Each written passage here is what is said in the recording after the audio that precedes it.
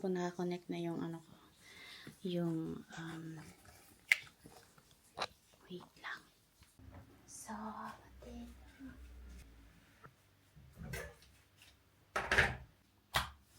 ang ganda ng sun.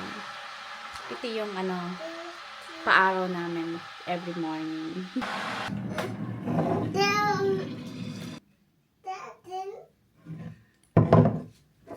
As usual. Ito yung gusto niyang kainin. Pero bakit gustong-gusto mo yung datil? Alam mo yung talagang naalala niya yan before siya. Bitte? Ja. Danke. Danke. Yeah. Okay, you deserve it. Yeah, dito ka lang. So, gawa tayo ng breakfast. Mateo, wait lang kasi. Tama, bitte. Bitte, Mama. Sama, bitte, Mama. Mama. Bitte. Ha? Bitte, Mama. Bitte, Mama. Yung mic lang talaga yung gusto niya. Oh, wala palang bread na nailabas kahapon. Frozen pa. Yeah. So, gawa na lang tayo ng pancake. Hab schon angemacht. Bitte nicht anmachen. Oatmeal yung ginagamit ko sa pancake niya. Pero sa ngayon may problema siya sa ano eh. Parating ito ginagaan kaya. Sabi niya, normally ito yung ginagamit ko para sa pancake. Pero dahil sa masakit yung...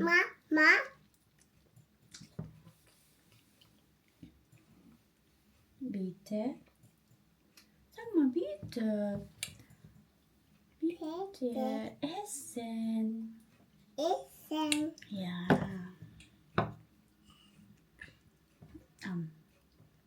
So, dahil masakit yung ngipin niya, iwasan muna natin to. Ay, na lang yung gamitin natin. Das ist kein Essen. Okay, kakain natin yung banana. Gusto mo? Here.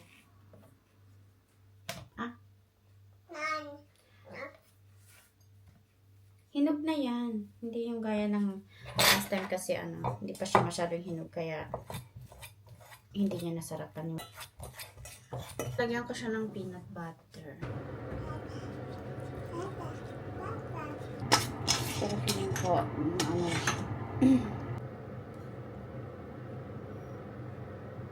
ganito lang yung morning routine namin.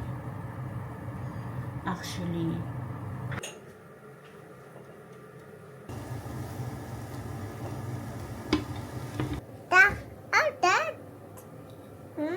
Ako na.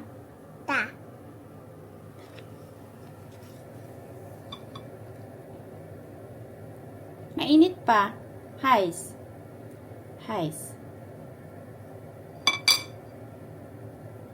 Du kannst essen, aber es ist heiß.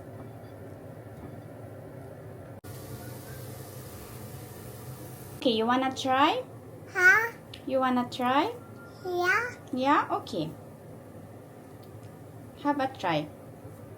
Pusten bitte. Blow.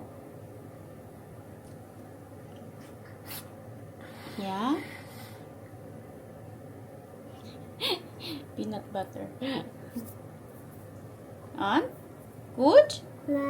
More? Heute gibt es auch Pizza. Ein paar. Gabi na at hindi na to morning routine, pero isasali ko na lang din. Hi guys, I think a day in my life na tong vlog na to. Tabingi ako dito. Wait lang. Hi guys. I think a day in my life na yung vlog na to. Gabi na alas 12 na pala. Oh my god. Tapos nandito pa rin ako sa kusina. Kakatapos ko lang magluto ng sinigang Kasi dadalhin ko kay Bibian bukas.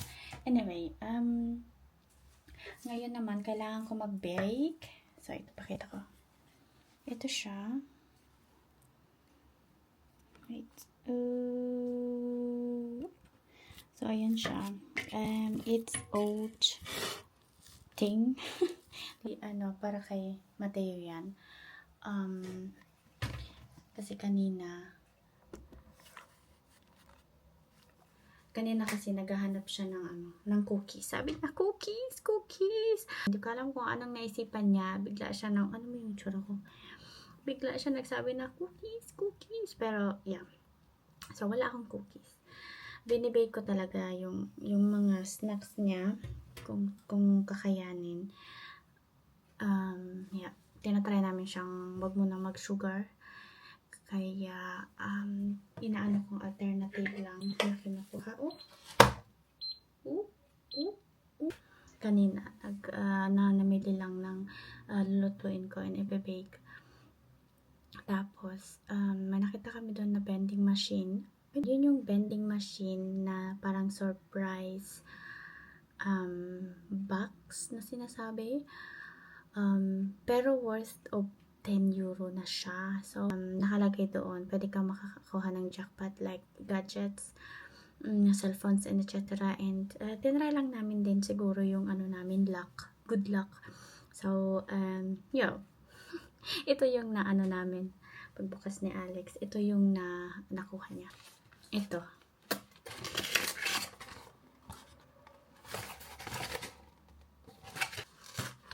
Matutuwaan to si Mateo. Ayan siya. Para sa mga siguro nagko-collect na nito. Matutuwa. Pero medyo mahal siya para sa 10 euro. Maganda naman siya. Maganda naman yung quality. May pwede yung i-bounce. Tapos, pwede mo siyang parang nakalagay dito. Nandito yung symbol ng Batman. Para siyang ilaw something. Pakita ko siguro mamaya. Yung kalat dito, grabe. Ay, wag mo na palang pansinin dito. Ayan. Pag si Mateo, dinudumihan ako parati. Parati siyang, yung kapag kumakain yan.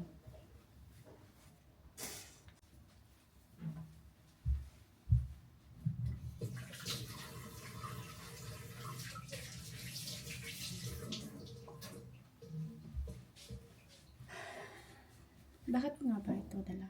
Kasi alam niyo ba, parating nawawala ito kapag so, ganyan na lang para hindi mawala. Anyways, lagyan natin ito. Yung dough. Tapos lagyan natin ng ganito.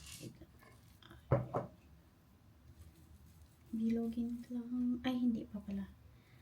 Ganito muna.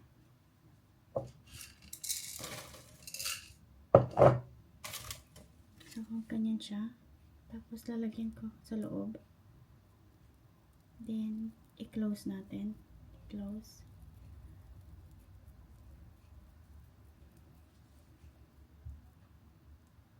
Yung pala na to, lang siya. Oatmeal. Actually, oatmeal lang. Tapos, banana. Oatmeal and banana. So, ganyan lang. Bilog ko lang. Tara! Kasi during the day, pag gising si Mateo, wala akong masyadong nagagawa. Kasi kung sakaling nandito siya, hindi yun titigil hanggat sa hindi siya tumulong. Char. Mag-istorbo. Hindi naman siya istorbo. Talagang curious lang. And maganda yun sa bata na curious sila. Si Mateo, sobrang curious yan. Curious. Pag pero siya, ma-observant siya masyado. Like kapag nasa ibang bahay kami or nasa playground, ganun. Hindi siya yung bata na kapag nasa playground, pupunta agad sa laruan and yung magpa-play agad, yung ganun. Titingnan niya muna yung mga tao, yung ganun, yung kung anong ginagawa. Yung parang na-amaze siya sa mga ginagawa ng tao ba. And, yeah, parang nakakaano lang, and super friendly niya masyado. Ano siya, parati siyang naghihilaw sa mga tao, yung ganon. Which is, minsan, minsan, ang problema lang, kapag ano siya, kapag kasama mo na siya parati, like dito, parati siyang sinasabihan, kunyari, galing siya sa sa living room, tapos punta siya dito sa kusina, sasabihin niya, hi! Yung parang ang cute lang. Tapos, grabe yung improvement niya masyado. Lalo na sa pagsalita. Tinatry ko sa kanya mag-Tagalog, pero hindi ko talaga kaya. Kasi, yun nga, sanay na nga ako masyadong makiusap ng German sa kanya. Dito kasi, sa bahay, halos German lang din yung usapan namin. So, parang hirap ako. Pero, I'm trying my best. Wait lang nga. So, guys, ito na siya. So, I'm here again. So, ang itatry ko naman ngayon is muffins. Actually, hindi ko pa na-try itong gawin. Pero with TikTok, kakayanin lahat. Sure. Kailangan ko ng 2 bananas. So, TikTok. Tingnan muna natin yung TikTok. Yung recipe.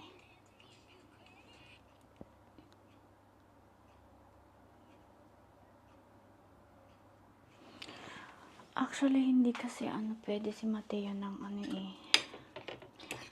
hindi siya pwede ng egg. Pero siguro, gusto ko pa din na at least pa konti-konti kainin niya, or may makain siya at least sa baked na recipe, yung mga ganon. Pero yung egg, hindi niya sa ngayon nagre-react yung katawan niya and yung skin niya kapag kumakain siya ng egg, as in kumain lang siya ng konti niya, makikita mo na agad yung redness and irritation sa niya, sa mukha. Tapos after 30 minutes or ilang hours, makikita mo na dito na lahat na. Tapos yung hindi na siya makaganda-gagang mag-scratch ng kanyang buong katawan. So, yeah, yan yung mahirap kasi sobrang daming recipes. Alam mo, yung sobrang daming recipes na gusto kong i-bake and halos lahat na yun may egg. So, mahirap kumuha ng alternative recipes na walang egg. Kasi, syempre nakaka-add yung egg sa so, yun eh. Kasi yun na yun. So, itatry ko tong pizza na flour. Ay, ito pala siya. Oh my God. Ito, binili ko. Lalagyan lang yan. Ito siya. Alam mo, gusto ko yung mga walang kwentang bagay. Sure. Kasi, para ilagay ko siya sa bag ni Mateo sa snacks. Kasi naisip ko, nung last time, nag-take out, galing kami sa restaurant. Tapos, hindi kumain si Mateo sa restaurant. Siguro maligalig. Dahil sa siguro, madami siyang nakikita, sobrang interested sa mga paligid. Kasi hindi siya talaga kumain doon nung lumabas kami. So, nag-take out ko yung para sa kanya mismo. Then, nakalimutan ko yung ganito. So, ang tendency, kinamay ko yung pagkain niya kasi sa pagpa-uwi namin, dun siya humingi ng pagkain. So, 'di ba? So, feeling ko siya, practical. Kasi kung sakali man, meron akong hindi na ako magkakamay, 'di ba? Kaya yun yung purpose nito. Hindi lang to dahil sa walang kwentang bagay kaya binili or whatever. So, itry ko na. Nag-pizza kami kanina. So, ito yung tinry namin na flour. Siya, talagang pang pizza. magandang ano, kasi aalsa talaga. Ay, wait, wala ba? Yung konti is dinkelmeal. Hindi ko alam kung anong tawag dito sa ano. Basta full corn. Ano, sa TikTok. Alam mo ba kung gaano ka-practical yung pagpanonood ng TikTok? Para sa akin na, hindi ko alam sa iba. I mean, depende yun sa algorithms or algorithm ng account natin. Pero sa akin talaga, yung lumalabas sa ano ko sa algorithm ng TikTok ko is about sa mga pangpapayat, ganun, recipe. Mostly recipe talaga ng pagkain, like pag-bake or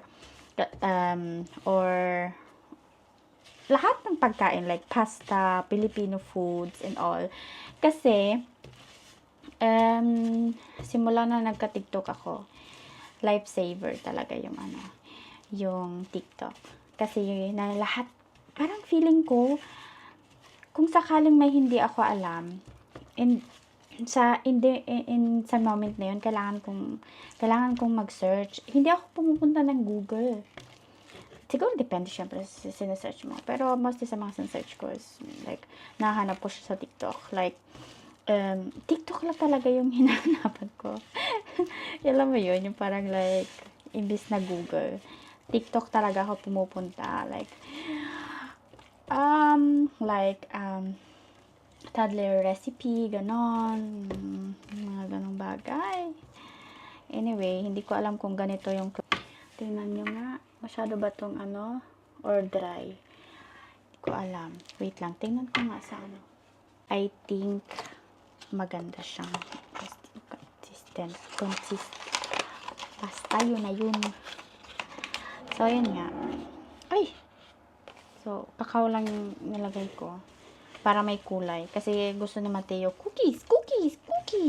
So, anihin natin siya na para talaga siyang cookies.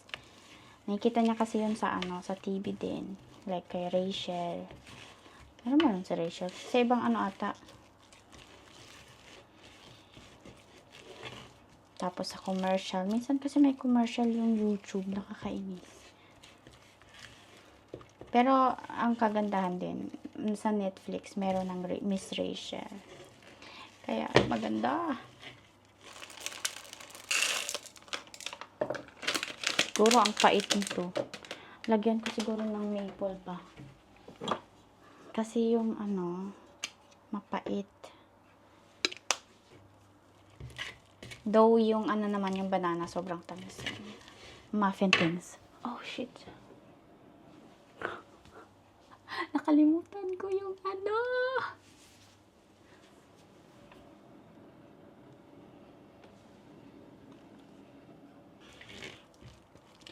So, we'll see kung kakayanin kong ilagay ito dito. Ganito yung itsura niya. Parang hindi siya magsasucess. Parang feel ko na hindi siya magsasucess. Pero I will see. First try pa lang naman siya. So, pagbigyan nyo ako, wag nyo akong i-judge. Practice makes perfect. Kung sa sa Pilipinas, kung sakaling paano nila kaya yung ginagawa? Yung maging online seller, yung mga ganon. Madali lang ba yun sa Pilipinas? Yun lang yung tanong ko. Kasi dito gustong-gusto kong gawin yan. Pero medyo mahirap siguro dito. Kasi kailangan ditong mag-apply ng something like business, parang kailangan mo magkaroon ng business permit para lang kumita ka sa sa TikTok. Kasi dati wala pang ganyan dito. And wala din ditong TikTok online shop na sinasabi. Kasi hindi siya allowed dito sa Germany. Pero this month, in-announce ng TikTok na in-allowed na siya dito sa sa Germany nga. So, sabi ko, oh, I'm so happy. Kasi malay mo, matutupad na yung pangarap ko. Char! Matutupad yung pangarap. Hey, huwag ka maingay. Pero, hindi din siguro. Kasi, feeling ko, hindi ako pwede. Kasi, may problema ko dito, yung visa ko. Kasi nasa visa pa ako. Hindi pa ako nakapag-exam for citizenship. Kasi ayoko pa noon. Pero ngayon, oo na. Kasi, anuhin ko yung advantage. Yung kasing hinihintay ko dati. Yung kasi ayoko i-give up yung Philippine passport. So, 2 years ago, in-announce na sa internet, something nabasa ko siya sa isang article na ipapatupad yung something dual citizenship sa dito nga. So, naisip ko, ganito kasi siya sa mga hindi alam. Kapag syempre pumunta ka dito tapos nag-exam ka for residency, kailangan mong pag mag-German pass ka kung sakali, kailangan mong i-give up yung Philippine passport mo. So, meaning, syempre pag umuwi ka ng Pilipinas, kabayan ka pa din. Pwede ka pa din magstay whenever you want. Pero, sa Pilipinas, I mean. Pero, i-give up mo yung passport mo. Yan yung hindi ko gusto sa thoughts na yun. Nag-announce sila na pwede nga yung dual citizenship, na pwede kong i-keep yung sa akin, yung ganyan. Papalitan nila yung pangalan doon. Tapos, pag napalitan yung pangalan sa passport ko, syempre bagong passport. Pupunta ako dito sa Ausländer Amt na sinasabi. Kailangan ko magpa-change ng visa kung saan naka-change na din yung pangalan. Tapos, after that, saka ako mag-avail ng citizenship. So, yeah. Kasi, yun yung madami pang plano and all. So, ito na siya, guys. Wow, diba? Ouch, mainit. Oh! Ano niya? Ah!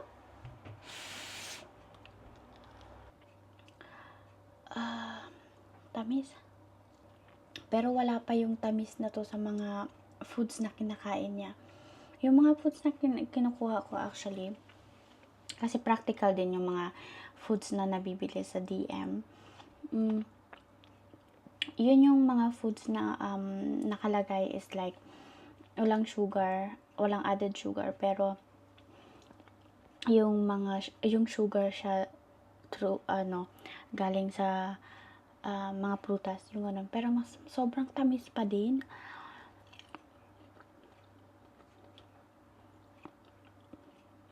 Fructose kasi. Buti na lang din yung chocolate, bitter. So, medyo siya, nababalance. Yeah. Okay. Masarap. So, anuin ko din yung rice namin. Nagsaing kami pero ang nakain lang namin yung mga nasa rep lang na rice. Actually kasi medyo dati alam nyo ba, every luto ng rice, ganito yung kain ko. As in, madami talaga siya. Marami. Tsaka, siguro inalis ko yung mentality na, di ba nag-ano tayo, kapag kakain, lalagyan natin siya sa isang plato para pwede kang kumuha every time kung sakaling gusto mo pang kumain. So, yung tendency noon, kapag may tirang konti, like ito, sa plato, syempre, kailangan mo ibalik sa ref. Tapos, nasasayangan talaga ako. Yung parang ko, tsaka ayoko yung parating iniinit sa microwave. So, kapag nainit na siya one time, ayoko na talaga siyang initin pa ulit. So, ang tendency noon, kinakain ko talaga siya. So, inalis ko yung mentality ko na yun. So, ngayon, natitiis ko na siya na konti lang na rice yung kainin ko. I mean, rice is life. Pag weekend, cheat days namin. So, weekend bukas.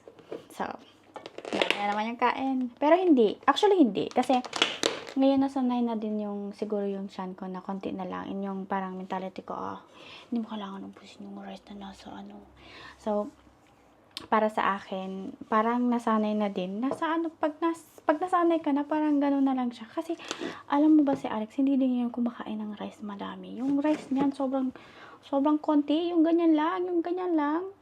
Ganyan lang talaga yung kain niya kahit nung yung pagkakilala pa lang namin. Ganun lang talaga yung kain niya. Yung madami lang sa kanya pag pasta. Diba? Ang galing na. Diba? Parang totoo na siya. After baking, after cooking, maglilinis. So, hi guys. Ito na siya. Oh my God, diba?